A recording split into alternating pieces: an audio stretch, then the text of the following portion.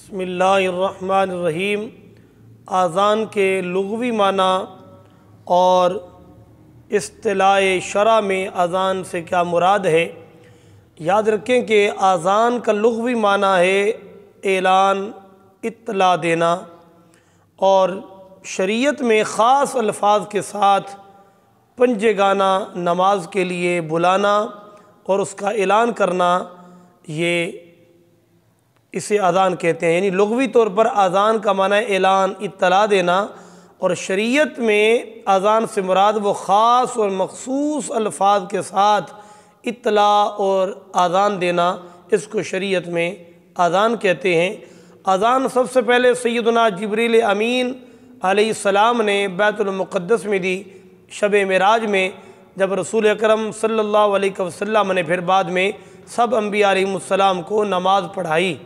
سب سے پہلے حضرت جبریل امین نے اذان دی، اور پھر ہمارے اندر ہجرت کے بعد فرسٹ ہجری میں اذان کا آغاز ہوا۔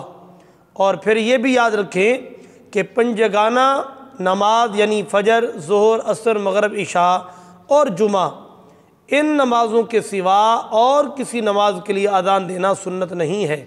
لہذا جو 5 نمازیں ہیں اس کے لیے اور جمعہ کے لیے اذان دینا سنت ہے۔ یہی وجہ ہے نماز جنازہ کے لیے بھی اذان نہیں دی جاتی، اور یہی وجہ ہے کہ عیدین، دونوں عیدیں، ان پر بھی اذان نہیں دی جاتی۔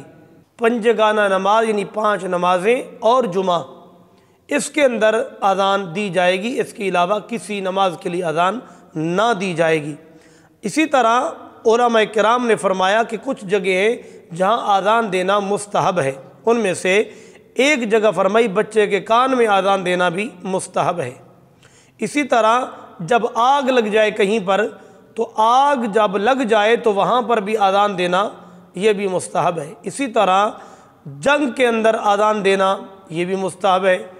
اسی طرح جب کسی کو کوئی جنات کا خلل ہو جائے تو جنات زدہ جو ہے ان کے کان میں بھی اذان دینا یا اس جگہ پر اذان دینا یہ بھی مستحب ہے۔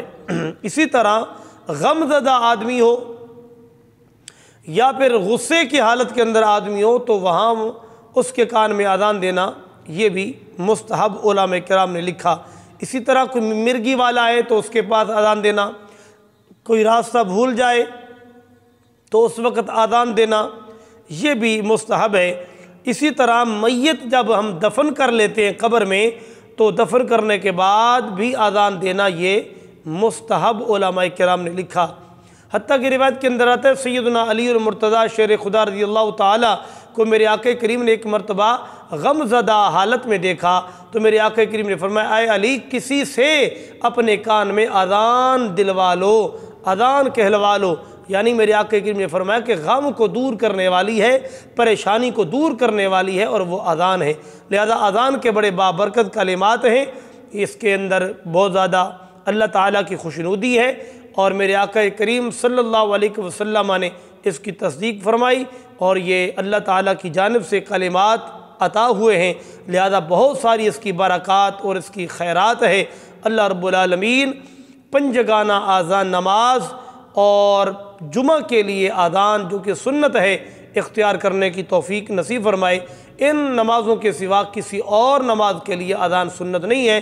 لہذا بعض جگہوں پہ آپ دیکھتے ہیں کہ تہجد کی نماز کے لیے لوگ اذانیں کہتے ہیں جو کہ سنت سے ثابت نہیں، اسی طرح کسی اور وہ نماز کے لیے بھی سنت سے ثابت نہیں۔ لہذا جہاں مستحبات تھے وہ ہم نے ذکر کیا کہ فقہاء کرام نے اس کو مستحب لکھا، یعنی در مختار کے اندر ہے اور شامی کے اندر ہے کہ ان مقامات پر مستحب ہے، اور سنت اگر آپ نے دیکھنی ہے تو فقط 5 نمازیں اور جمعہ، اس کے لیے اذان کہنا سنت ہے۔